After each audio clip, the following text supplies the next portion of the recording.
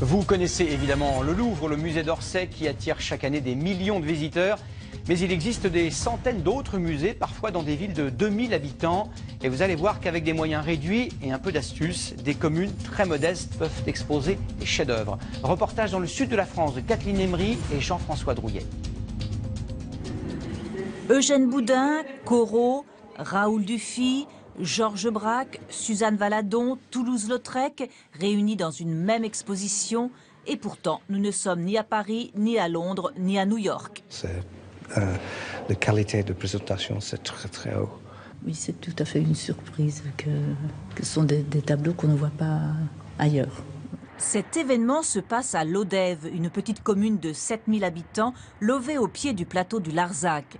Son musée accueille depuis le mois dernier les fleurons d'une collection privée prestigieuse jamais vue en Europe.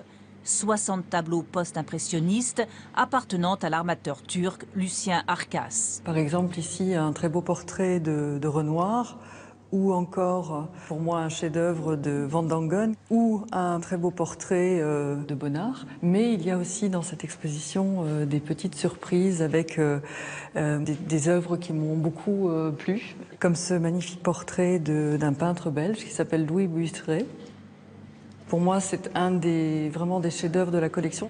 La conservatrice du musée de Lodève est connue dans le milieu de l'art pour ses affichages audacieux d'artistes méconnus. Des goûts partagés justement par le milliardaire turc. C'est vraiment l'histoire d'une rencontre finalement.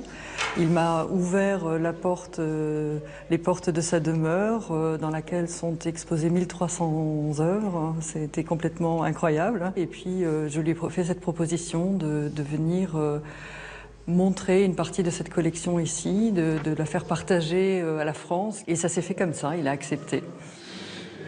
5000 visiteurs en 3 semaines d'exposition, un succès inespéré pour cette conservatrice qui, en coulisses, se bat tout au long de l'année pour se faire prêter des œuvres.